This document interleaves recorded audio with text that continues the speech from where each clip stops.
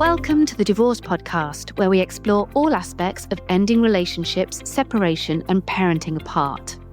If your marriage or partnership has ended, or you have friends and family who are separating, this podcast is for you. I'm Kate Daly, a relationship counsellor, divorce specialist, and co-founder of Amicable, the online legal service for separating couples. In each episode, we look at relationships and separation from different angles, including the emotional, legal, and social. I'm joined by experts and special guests who share their own unique stories, experience, and tips, with the goal of helping people end relationships in a kinder and better way. In this episode, I'm joined by Sarah Furness, performance expert and former combat helicopter pilot, to hear her separation story. Sarah shares her experience of divorce in the military, the emotional impact it had on her, and how her family supported her through this. She also discusses how her experiences guided her towards mindfulness and wellness. We dive into practical techniques for managing emotions and shifting your mindset.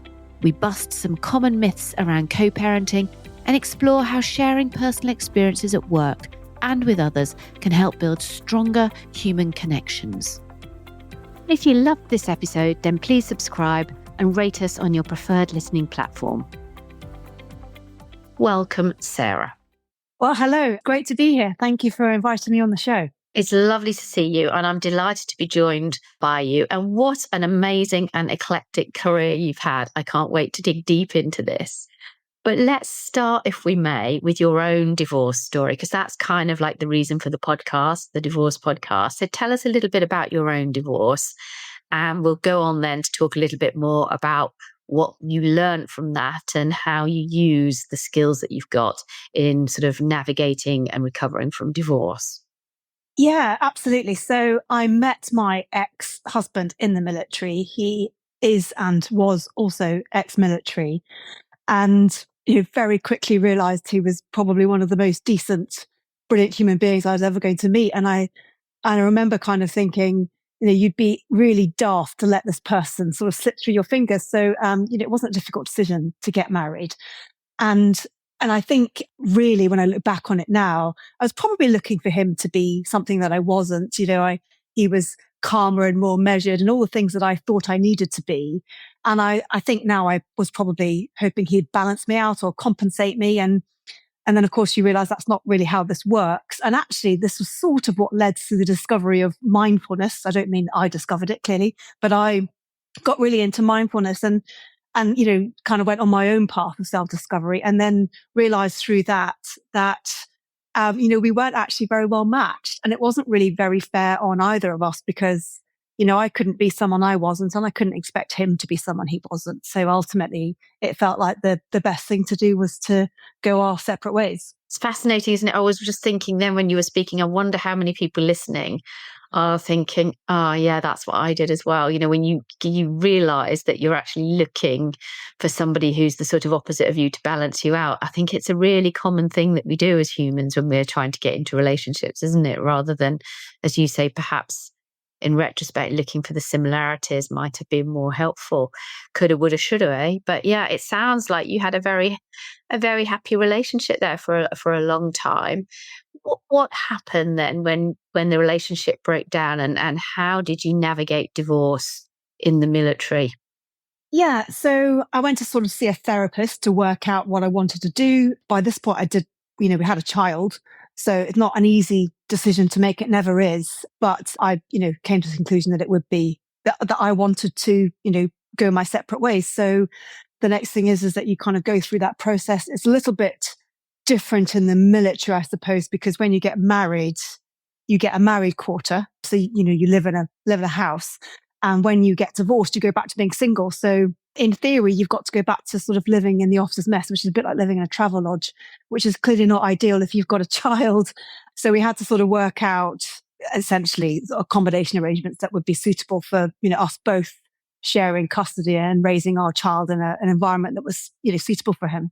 And I guess being in the military as well, you must have been used to that kind of one of you being at home, one of you being away and moving around. So perhaps that element of it, which I know a lot of people really struggle with, the idea of being separated from their children for the first time.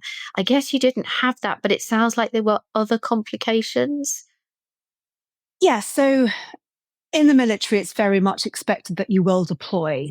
And, often if there's one part of the marriage that's not military, that makes it in some ways straightforward. If you're both military, then that makes it more complicated because you're both expected to deploy. And that did happen. And we both deployed when my child was very, very young. So that does put a strain on the relationship. And, divorce isn't uncommon in the military, perhaps I was because, going to ask you of about those that. reasons. Yeah. It does put a bit of a strain on relationships. So that's definitely something that you have to navigate. And do you think the military are good at helping couples through things like this? Or do you think it's somewhere that there's definitely room for improvement? Because you're right, we have lots of people come through Amicable who have got military backgrounds, and there are very unique challenges. And I'm just wondering if there's more that maybe you feel could be done. So that's an interesting one. I suppose they probably keep it to kind of admin support as opposed to welfare and psychological support. There was a sort of rule in the RAF that if both parents were in the RAF, they would attempt to not deploy you at the same time. But they didn't have to follow that rule. And, service need comes first. And in fact, we were both deployed at the same time. So it's no guarantee. And I guess, they've kind of, it's kind of, well, back in the day, it was Queen and Country, but I suppose, very much of the opinion that it is, you're serving your country first. And the military aren't going to tuck your children into bed at night, and they're not going to make your marriage work for you. That's for you to do. So I think it is probably quite tough. Could they do more? And would it be reasonable to ask them to do more? Difficult question to answer, to be honest. And it sounds like then if you're used to being deployed at the same time and all the rest of it, then your friends and family must have played quite a big role in supporting and that kind of stuff. What was it like then, having to sort of talk to them about the fact that you'd made this decision, that you wanted to go your separate ways? Yes. So we definitely relied on the support of various friends and family. It's interesting, I think, friends and family play such an important part, don't they, when you're making these life decisions? But ultimately, they are friends and family. They're not therapists. They're not qualified to give advice. And what I found was people that have come from broken marriages, i.e. my parents, were quite understanding and supportive. And people that have come from, marriages that are still, together will probably tell you that you have to stick at it no matter, what. So I think we're all quite influenced by our own upbringings and life experiences, whether we realize that or not. So I think, you lean on these people to an extent, but you can't expect them to make those difficult decisions for you. And it's a lonely decision. Ultimately, you've got to make that decision yourself. I mean, you're used to being in combat situations. You're used to dealing with a lot of pressure and a lot of stress in the job that you do, understandably. And I guess a lot of fear and anxiety sometimes as well. So what was the contrast between dealing with that from an operational, this is my day job sense, and having some of those same emotions, but in your personal life and your emotional context? I think it's a great question. It did take me by surprise. I think I thought because I was quite tough and, good with dealing with pressure, that I would be able to manage that kind of emotional burden, I suppose. So one of the things that really impacted me was when I deployed at the same time as my son's father. And I thought I was going to be okay with that, but actually really, it did really affect me, and it affected me on the front line. And also I was probably quite angry about it, that I'd been put in that position. And I don't think I was prepared for how much that would affect me, actually. So maybe back to your question, we're trained very well with how to deal with military challenges, but the whole kind of parenting, marriage thing, that's probably something I had underestimated, shall we say. Well, it's interesting to hear you say that, because we like to labour under this illusion, don't we, that if we practice and we're skilled in things, then we can make it all okay. But I strongly believe that sometimes you just got to feel stuff. It's okay to feel stuff. It's okay to feel bad. You've just got to know that it's a temporary feeling and that you feel confident to be able to move that feeling on at a point when you can. So I never think it's about getting rid of those sort of negative or difficult feelings. It's about how you navigate them. And I guess it must be the same in the job that you do. You don't get to choose the context or the circumstances. You're deployed into a situation and you've got to deal with what's in front of you. And for me, that's where the resilience comes in, whether it's resilience in sort of the jobs everybody does or whether it's resilience in the emotional sense. Even in a divorce, you can't control how the other person's going to react, can you? So you can only meet them where they are. And I guess that's the trick of all of this, isn't it? It's so true. And I think because of that, because of all of those things, becoming a mother, becoming a wife, that's what actually led me to mindfulness. And I think that ultimately made me a better leader and a more resilient leader. But I almost discovered that by accident in a way. But it's exactly that. It's realizing your feelings are valid, but you're not hostage to them either. You still have a choice. And also this sort of misnomer that I was brought up with, that you can make someone happy or someone can make you happy. And through mindfulness, I discovered that the only person who's in charge of your happiness is yourself. Of course, you have an impact on people, but you can't, back to my previous point, you can't expect someone to make you whole if you haven't already accepted yourself as you are. And these are all things that I discovered apart from the military. And in a weird way, it was sort of marriage, parenting and divorce that led me to discover these really important kind of emotional skills, I suppose. Well, let's dig a little bit deeper into that. So tell me about the wellness journey, or the wellbeing journey. How did that come about? What triggered you to want to find out more?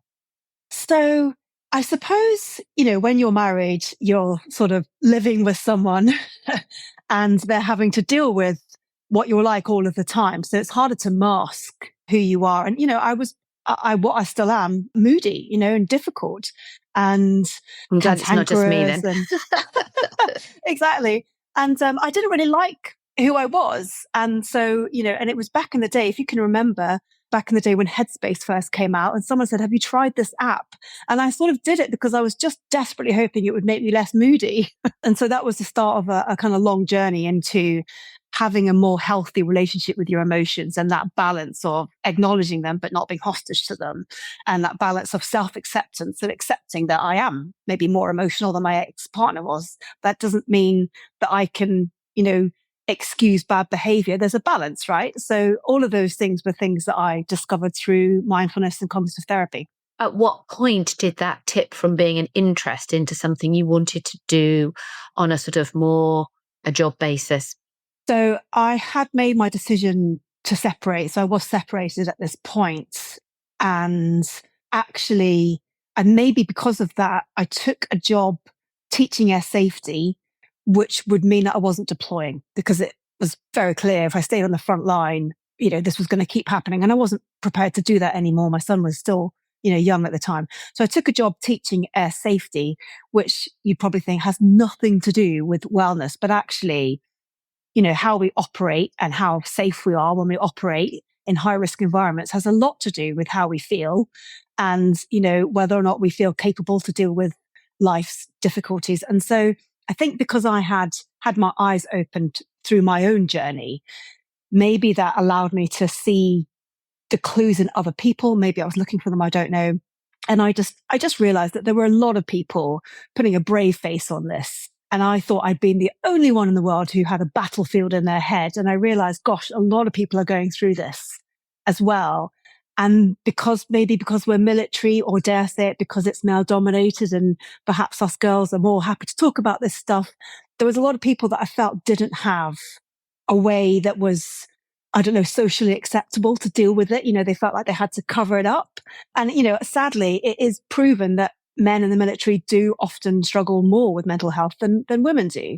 So this gave me this kind of new mission, really, which was these people need to know this stuff. They can't, it's not fair that they're going through all of this thinking that they aren't able to deal with it. It's some kind of reflection on them as a person. It's just that they weren't taught the tools, to deal with their emotions. So that was what I wanted to do, was I wanted to sort of share it with them.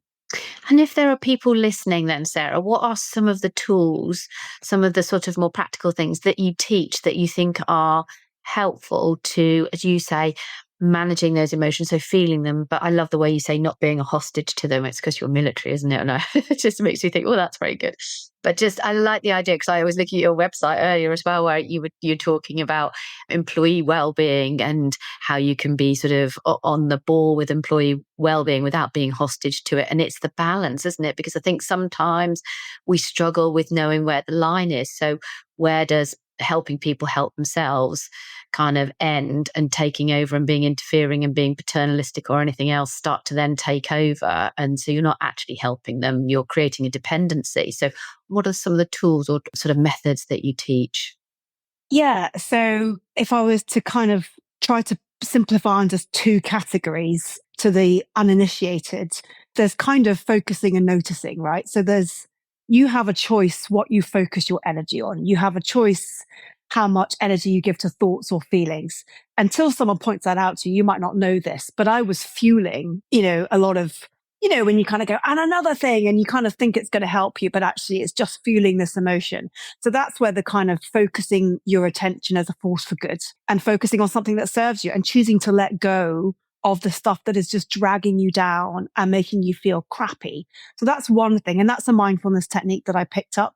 And one of the easiest ways to do that is just, focus on your breathing, for example. And every time you do that, you're letting go of the unhelpful thought or feeling and you're focusing on something else. So that's one side of it.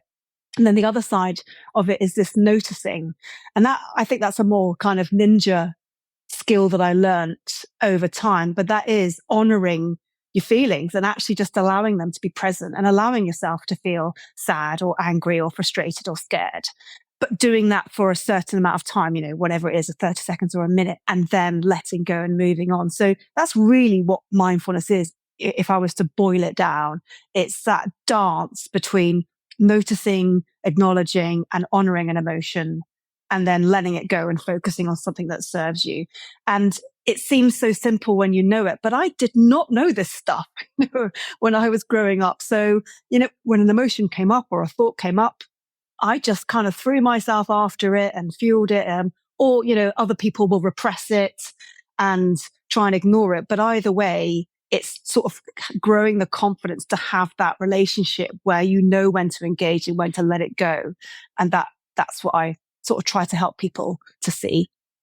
Yeah, it's so interesting, because I think you're right. And I think we do kind of fall into quite gendered, stereotypical responses, don't we, with emotions? Like there's a group of us more female led wallowing in it, and then there's the group more male led that shuts it out. And we seem to think there's only these two sort of ways of dealing with it, but the actual sort of grown up way of, as you say, of acknowledging it, of choosing how much time and attention it's going to take, and then refocusing on something, as you say, that serves you better, it does feel simple. But all of these things, they feel so simple, but they're actually more difficult to master and practice, aren't they? And they take some time, and it is a shift in mindset. So it's fascinating what you say. Were you, when you were so we've got sort of timeline in my head, when you're going through the divorce and separation, are you deploying these techniques, these mindfulness techniques, or did that come after the separation? What was the kind of the route out of the marriage? And was it messy, or did you feel you have some command of it by this point? I'd say the light was on, I could sort of see there was another way, but I was definitely still feeling my way. And, we went to see a couples therapist early on. That's one thing the military does do, is it gives you sort of 6 sessions through Relate that just about anybody can apply for. So we did that. And I remember she said something that really struck a light bulb in me. And I said, well, I'm just moody. That's just what I'm like. And she said, that's the narrative you've got in your head. And that was the first time someone had implied that I could choose what my storyline was going to be. And so I was definitely feeling my way through it as we were going through that divorce process.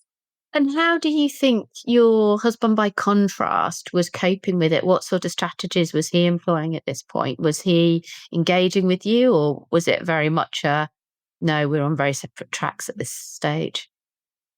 No, I think, he's a very honorable man from a family of people that stay together. So I think he would have wanted to try and work it out if he could. And he's very congenial as well. But we did have different approaches in terms of, he's much more reserved and much more likely to, not talk about his emotions. And ultimately, it made it very hard because I needed to be able to talk about them a bit more. So, I think he did what he could. He was the person he is, and it wasn't going to work, I didn't think, in the long run in terms of how we were matched. So how did you start to have those conversations then around parenting your child in the longer term? So you've sort of gone through this breakup. You both accept that the military plays its part in that. You've kind of got your different ways of coping. Whatever the process is as you go through it, at some point you have to sort of almost come back together, don't you? You're together, not together, in the sense that your relationship as adults is not together, but your relationship as co-parents, presumably you want to keep that part of it going. So how did you navigate that? Because that for a lot of people is perhaps the most difficult bit. Absolutely. So we both agreed that we wanted to have an equal role in our son's life. And I suppose I always had in my mind, because I felt like it was my decision, and that, I'd ultimately been a bit selfish and sort of choosing what I thought was right for me. I was very conscious that he could have been unreasonable and annoyed at me, but he was very gentle and, gentlemanly about it. So I was very grateful to him for how he handled himself and, and his family. I was thinking, gosh, they're going to despise me because he's this lovely man. There's nothing wrong here. It's just that he wasn't the man for me, and I've sort of broken his heart or whatever. But actually everybody just was incredibly nice about it. So I was always really grateful for that. And I think, that helped. I think I had this sense of gratitude, being aware that this could have been nasty, but it wasn't. And also just, we both just utterly adore our child, and that does make it easier in a way. And we both wanted to be around him as much as possible. It's obviously not necessarily what one would advocate, but it did happen when my son was quite young. So in some ways, he doesn't know any better. He's, from a young age, he's been with separated parents who get on quite well. So he doesn't know, in a way, what he doesn't know. He doesn't know that would be, I mean, obviously he can see that there are other parents that are together, but that's just been his reality. So he adapted very well, as far as I can tell. So Sarah, just talking about co-parenting and how you navigated that, there's often a common myth that your child will be broken by divorce. Is that something you subscribe to? And how have you approached co-parenting with your ex? Yes. So I obviously have a vested interest in believing that's not true because, I am divorced. And I think, I am from a divorced family myself. And when I reflect, I've done a lot of my own inner work. When I reflect on what has caused me to feel insecure, it wasn't my dad leaving my mum. It was the fear he would leave me. So I think, if you can agree how you can both be present in your child's life, actually, I think children are actually they're quite flexible about what marriage looks like. It's the grown-ups that put these labels of marriage on. I think the really important thing is that the child feels loved and secure by both parents. And I think whatever that looks like for you is fine. But that's what I would say that we've worked really hard at doing. And we've not worried too much about whether or not that means we're married or divorced. That's so interesting, isn't it? Because you're right, it's the feeling, not the label, that's important. And if I think about my own kids, they always say, oh, it makes us feel insecure because we're kind of one parent down. So they get very clingy towards me because they already feel they're one down. And if something then happens to me, then who is it? And it's that sense of not having the relationship with their dad that's actually the problem, not that we got divorced, but that relationship isn't strong enough for them to make them feel held. So I can totally see where you come from. That it's a really interesting way of looking at it. Thank you. Yeah, and I obviously appreciate not everybody can choose. It might be that one of you is, one parent won't be around. So I get that you can't always choose that. But I think if you are choosing to co-parent, I wouldn't worry personally about the label. I would think about how do we make sure that the children feel like both parents are present and have access to both parents. That's what I'd be focusing on. You're describing, the basis of an amicable divorce, aren't you? Where whatever the reason for the breakdown of the marriage, you've both come to a place where it might not be your choice, as in your husband's case, but he will accept it. And like you say, there's not the sense of punishment. And I often worry that that's the thing that makes divorces so unpleasant sometimes, is the requirement and the need for one or other person to punish the other one for a decision that they haven't made. And if you can come across and get across the line without that sort of emotion in tow, then it feels to me you have a much better chance of doing things amicably, even if you don't agree on everything, or you still need to sort of thrash some details out. Just that underlying acceptance of this isn't what I want, but I understand that this is how it's going to be, feels really crucial in that whole situation. And to me, that sounds like what you're describing: somebody who has command of their emotions to the point where this is not what they want, but they can still navigate things in a way that's respectful. So I can understand why you describe them as you do. Yeah, well, I certainly think taking responsibility for your partner is really important. And I think I could see that it was, where I was responsible for the breakdown in the marriage. But also I think certainly what I saw in my partner was, whether something happens, you don't always choose the hand that life throws at you, but you do choose how you respond. And one thing he's always done, he's always been very classy in how he responds, even if it's not his first choice. So maybe that's being in the military, where you get a lot of things kind of, there's a lot of things you don't choose, but you sort of learn to deal with it as well as you can. And, actually I've got more respect for him now than I probably ever did, because, that he was an absolute gentleman about it. Yeah, I can see that. Now, one of the things, you sort of crossed this Rubicon now, haven't you, where you no longer work in the military, but you have a sort of I've described it as a coaching business. Is it a coaching business, or is it a consultancy where you sort of talking to people about mindfulness and employee well-being and leadership, and you do your keynote speaking, you publish several books. So you've got a really varied career. I guess in the military, I'm wondering how much of your personal life you were able to, or it was wise to share, versus now you're on the other side of the table, aren't you, where you're encouraging people presumably to share a bit more of themselves and work with their emotions in the workplace. So talk to me a little bit about the contrast between those two workplaces. Yes.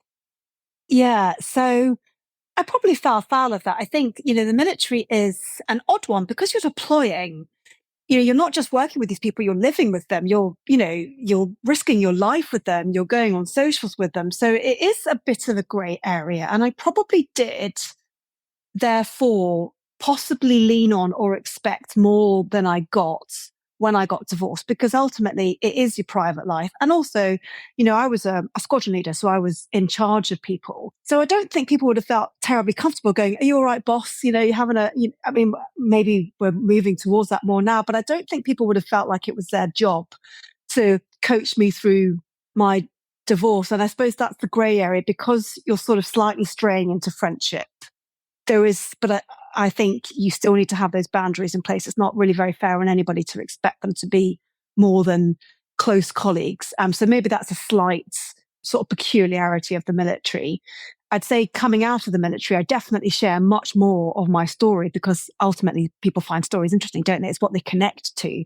And that's what I discovered when I started doing the keynote speaking, was you tell your story, but I'm aware of the fact that I've got to be clear on what's my story to tell and what is someone else's story to tell, which is why I won't tell my ex-husband's story. That wouldn't be fair, but I will tell my story. But the main reason I do that is so that people can recognize themselves in that story and go, yes, I can see that. So you're not sort of doing it as a kind of TMI, kind of paid therapy type of thing. It's more to give people permission to recognize what they need to in themselves, in your own story, and go, yeah, I can see that now. Because often I just think people connect better through stories. I agree. What do you then think were some of the key moments in navigating that divorce then for you? What would you want people to recognize? You've married them for a reason, right? You saw lots of wonderful things in that person. And I understand that when you're hurting or you're scared, it's natural to sort of the pendulum to swing the other way. But actually, there's no reason why you suddenly have to change your opinion of someone just because you're no longer married to them. I just see that the relationship's changed. And, it's a bit modern, but we live in modern times. I still have a relationship with my ex-husband. I always will, because we co-parent. It's just that we're not married anymore. So maybe it's trying not to see it quite so black and white. And we are raised with this idea of the fairy tale and the black and white, but actually I'm not sure how realistic or helpful that is. Maybe it's just better just to see that as, the new face of the relationship, the evolving nature of relationships, because that's what life is, isn't it? Yeah, I always see it as transitions. I think we live like trees, don't we? We have seasons and we're still a tree, but we might have leaves on it sometimes, and we might have no leaves for a while. It doesn't mean we're dead, but we're just at a different phase and a different stage. And I kind of like to look at it in that way, because it just means that a transition is normal. You normalize transitioning, and that's absolutely key for me. This isn't an end, because we say it nearly every week now on the podcast, we live longer. The likelihood of having one long-term relationship is minimal. We're likely to have several long-term relationships. Whether we choose to marry or not doesn't matter, because people have children out of wedlock, people live together, we have properties, we have things to sort out and divide. So we're transitioning between relationships a lot more as we live longer, and it becomes more acceptable to do that. And it's not acceptable to live in an unhappy or in an abusive relationship. So people are more able to remove themselves. And I think that, to me, that means we have to get better at this. And what I love about what you do now is it's all about the skills to navigate difficult times, whatever those difficult times are. And the idea that building your resilience is one of the key kind of tools that you've got to navigate whatever is thrown at you. And that's come from a very sort of militaristic background, but it's being applied across all sorts of backgrounds now. I think that's fascinating. I'm just going to, I guess, move the conversation on a little bit. Just tell me a little bit about some of the challenges of co-parenting. If you've still got one partner in the military, it must demand a lot more, maybe flexibility. And the idea of sticking to a very formulated schedule feels like that maybe is a bit of a non-starter. But you tell me, what's it like? It is challenging. You have much less autonomy, I suppose, in the military, of where and when you're sent away, and everybody just sort of gets on with it. So, you do often see when people are married, one person will leave. If they've both been in the military, one person will leave, because it is really hard if you're both in the military. I now run my own business and I get to run my own schedule. And I also have a partner, and my ex-husband has got a partner, and we've got various family members, and it's a team effort. It really is. So I think it's realizing that you can't do it on your own and you need help, whatever that looks like. So yeah, definitely. And I'm sure the military isn't alone in that, but certainly that is brought into sharp relief when you are expected to deploy, often quite short notice. I can only imagine. Oh, in just a moment, I'm going to ask Sarah to share some top tips for handling the divorce process based on her experience in the military. And I know you wouldn't want to miss these. But before that, if this episode has given you a little bit of clarity or comfort, or just a tip that made things feel a little bit more manageable, please make sure to follow the Divorce Podcast on your favorite podcast app. Each week, we're here with expert advice and real support to help you through your separation one step at a time. So, Sarah, some final tips. If people are listening and they're just starting their divorce journey, what's the one piece of advice you'd offer from where you are now? I definitely do think it's, rather than seeing it as black and white, seeing it as an evolution, I definitely would stand by that. I think the other thing personally I learned is, because I can be, a bit of a firecracker and I tend to shoot from the hip, I have to work quite hard at thinking before I speak sometimes, but it's well worth doing it and sort of withholding judgment. So, particularly like, in the co-parenting space, but any kind of space, when someone says something, it's easy to react because you're playing out the narrative in your head that's always played out. And often it will be quite a defensive one, when you're hurting. But if you can use whatever mindfulness skills you have or whatever it is, and just withhold judgment and hold the silence, often you might be pleasantly surprised at what comes back at you. I think certainly in my case, very few people are actually trying to hurt each other, and it's probably more that they are hurting. So if we can just try and have a bit of compassion for ourselves and other people and hold a bit of space before we respond, I think sometimes that can mean all the difference in the world between, a harmonious relationship and an acrimonious one. I think that's absolutely brilliant advice. And I guess from a military perspective, if people are listening and they're in the military and listening to this, are there places and people that can support you if you're divorcing in the military? I mean, are there information on pensions or anything like that, or some people that will be able to support with the very specific kind of outcomes and challenges that military personnel might have? Yeah, there are. I mean, like I said, there's I'm sure lots of you will have heard of Relate. And I know that, lots of my military friends have been through Relate. I think you get 6 sessions that are paid for by the military when you're married, if you would like that support. And I don't think you need to be in trouble to do that, but certainly it will help. So, there is help there. And our version of HR is J1, sort of admin and personnel, and they'll be your first port of call. They'll be able to guide you through what's available to you in terms of emotional support, but also the financial side of things in terms of housing, that kind of stuff. So they can talk you through all that kind of stuff. Fabulous final tips. Thank you very much indeed, Sarah. So that's all we have time for today, but where can people find more information about you? Well, my coaching website is wellbeing, and my sort of speaking is sarahfurness.com. So if you look for Sarah Furness, you'll find me. But also, I sort of mentioned about the mindfulness and that journey I went on. And I did sort of write a book about exactly that. And, really the whole book really is about self-acceptance, which is so important, something that I discovered I needed to do. Sort of the divorce in a way kind of led me to realizing that's what I needed. So this whole book is actually about mindfulness, but really a route to finding greater self-acceptance, and that's called Fly Higher. So if anybody recognizes themselves in what I've said, sometimes doesn't like themselves very much, or would just like to know how to navigate emotions a bit better, then it's all kind of in the book. And I wrote it for, people like you, basically. Brilliant. Fly Higher. Okay, we'll definitely put that in the show notes too. So thank you. And if you're listening and you want separation, co-parenting support, then please visit us at amicable.co.uk, where you can explore all our free resources and tools, or you can book a free advice consultation as well. And of course, you can find me on LinkedIn. You can hear more about new podcast episodes by subscribing for updates and visiting thedivorcepodcast.com, or find us on your favorite listening platform. And finally, we'd love to know how we can help further. So please do share questions on divorce, separation, or co-parenting with us at hello@amicable.co.uk. And you never know, they might find their way onto the next episode of the podcast. Thank you so much, Sarah. It's been absolutely fascinating talking to you. And thank you, everybody, for listening.